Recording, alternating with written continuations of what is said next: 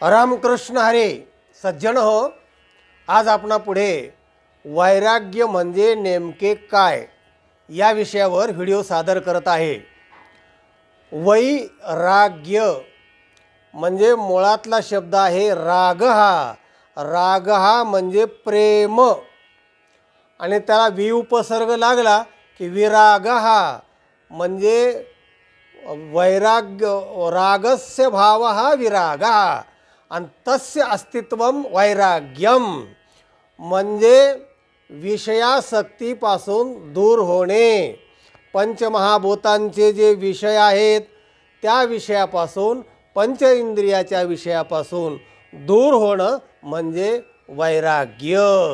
आता हे वैराग्य कशाकरता असतं तर विषय उपभोग घेतला की दुःख आलंच आणि दुःख वाढत वाढत गेलं की माणसाला वाटतं हे नकोच आहेत विषय आता, आणि मग तो म्हणतो मला वैराग्य घ्यायचं आहे, मला वैराग्यात जायचं आहे, मला असं मनुष्य म्हणतो. आणि मग त्यानिमित्ताने ते संसार आणि विषय सोडतो ना, तर त्याला वैराग्य म्हणतात. आणि जर त्याच्या पाठीमागे विवेक नसेल तर मग त्याला वैताग म्हणतात. तेव्हा वैराग्य म्हणजे नेमकं काय याचा अर्थ आहे रागा म्हणजे प्रेम. संसार असो का परमार्थ असो त्यात प्रेम हे असलंच पाहिजे. आणि संसारात जर प्रेम नसेल तर संसार कसा होणार, परमार्थात प्रेम नसेल तर परमार्थ कसा होणार. पण या प्रेमात फरक असू शकतो. इथे शुद्ध सात्विक प्रेम असू शकतं आणि इथे रजोगुणात्मक प्रेम असू शकतं. पण प्रेम हे असावंच लागतं. तेव्हा प्रेमात बदल होऊ शकतो, पण मनुष्य संपूर्णतः विषयाच्या बाहेर जाऊ शकत नाही. तेव्हा मग यातून बाहेर पडायचं असेल किंवा याची तीव्रता जर दुःखाची कमी करायची असेल तर मग काय करायला पाहिजे तर शास्त्रकार म्हणतात विषयेषु दोष दर्शनम वैराग्यम. विषयामध्ये दोष पाहणं, मग आपोआप माणूस त्या विषयापासून बाजूला होत असतो. इहलोकापासून तर ब्रह्मलोकापर्यंत अनुकूल भोगाविषयी त्यागाच्या त्यागास वैराग्य असं म्हणतात. म्हणजे अनुकूल भोग आहेत इहलोकापासून तर ब्रह्मलोकापर्यंत, त्या अनुकूल भोगाविषयी त्यागाची इच्छा असणं म्हणजे वैराग्य आहे. त्यागाची इच्छा फार महत्त्वाची आहे. म्हणून 3 शब्द आपण बघूया अगोदर. विराग, वैरागी, बैरागी. याचे उद्देश जवळपास सारखे आहेत. याच्यामध्ये शैव म्हणजे शंकराचे भक्त आहेत ना, ते बैरागी असतात. ते कानफाडे, त्यांना काय त्यांचा 2 पंथ आहेत आणि बैरागी असतात. पण या सगळ्यांचे उद्देश आहे विषयापासून दूर राहणे आणि दुःख कमी करणे. त्याला म्हणतात वैराग्य. दृष्टांत पाहूया. एक मनुष्य त्रिविध तापाने संसाराच्या कटकटीत खूप तापायचा. आणि तापायचं म्हणजे मुख्य कोणतं त्याचा घटक असतो बायको. रागवायचं म्हणजे बायकोवर त्याला रागवावं लागतं जास्त. मुलं बिलं हे ते जास्त तर त्यांच्यावर नाही रागवता येत. हक्काचं गोष्ट म्हणजे बायको. मग तिच्यावर तो तापायचा. संसार सोडून देईन, वैराग्यात जाईन, साधू होईन, असा तो सतत म्हणायचा. आता म्हणायचं असेल तर मग ते ऐकून घ्यायचे ते.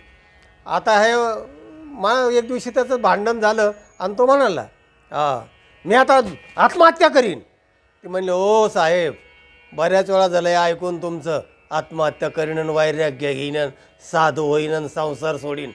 आत्ताच्या आत्ता करा आत्महत्या, जा गेट आऊट. घाबरलं ना मग. म्हणलं आता तर अवघडच झालं. बरं जातो म्हणाले. कंदील लावून दे. म्हणले कंदील कशाला पाहिजे. म्हणले आपल्या बाहेरच्या पारसातल्या विहिरीत जीव देणारे, तिकडं अंधार पडलेला आहे. मग तिने लगेच कंदील लावून दिलं. हे घ्या जा. आता म्हणलं अवघडच झालं. ते कंदील घेतला आणि चालायला लागला. मागं बघतं येते का काय मागून. कोणी मागं यायला, कारण हे पण वैतागले होते आणि त्याचं वय होतं वैतागलेला होता. गेला आणि विहिरीच्या कडेला कंदील ठेवला आणि बसला मागं बघायचा कोणी आलं आहे का म्हणून. हे काय कोणी आलेच नाही. बराच वेळ झाल्यानंतर बायको गेली तर तिथंच बसलं आहे कंदील आणि ती जवळ. म्हणजे का हो, कशाचा मुहूर्त पाहताय तुम्ही, काय झालं, जीव देणार होते ना. म्हणले विहिरीचं पाणी फार गार आहे. म्हणले मरण ना मी थडधड कापून. असं का, म्हणजे जीव देता यायचं आहे आणि पुन्हा मरण न म्हणताय, काय चाललंय काय हे? म्हणाले चाललंय काय नाही, पण मरण हे थंडी फार आहे ना, आता नाही म्हणले, नंतर देईन जीव.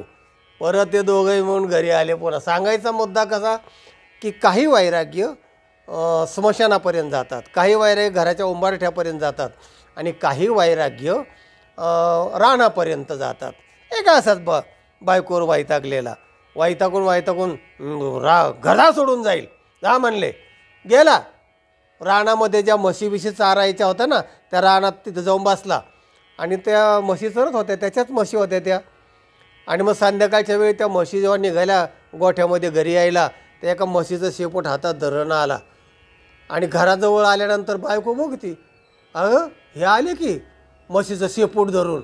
आणि त्या म्हशीला म्हणतोय, अगं म्हशीन मला कुठं नेसी, अगं म्हशीन मला कुठं नेसी. अगं बाई म्हणले, काय झालं? मला नाही काय, मी येणार नव्हतो म्हणले, पण ही म्हशीने मला आणलं म्हणले इकडं, म्हणून मी आलो म्हणाले. म्हणले असं का? कळलं तुमचं काय आहे ते नाटक. याला म्हणतात वैताग. हे वैताग टिकत नाही. मग परमार्थातलं वैराग्य कोणतं टिकतं? तर ते वैराग्य टिकतं की ज्याच्यामध्ये विवेक आहे.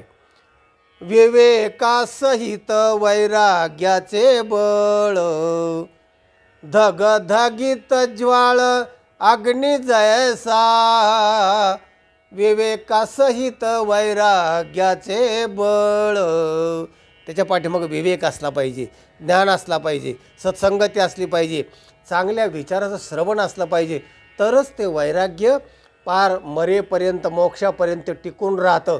नाही तर बाकीचे सगळे हे वैरागी या सगळ्या गोष्टी आहेत ना, ह्या मधून सुटू शकतात. अनेक लोकांचे सुटले, काहींनी सोडले. तेव्हा असं वैराग्य असता कामा नये. परमार्थात असो विवेकासह वैराग्य हे पारमार्थिक वैराग्य, आणि संसारात जे वैराग्य म्हणतो आपण, तो वैराग्य नसतो, तो वैतागच असतो. ह्या सगळ्याचा अर्थ आहे विषय विरक्ती कमी करणं आणि ते प्रेम भगवंताकडे लावणं.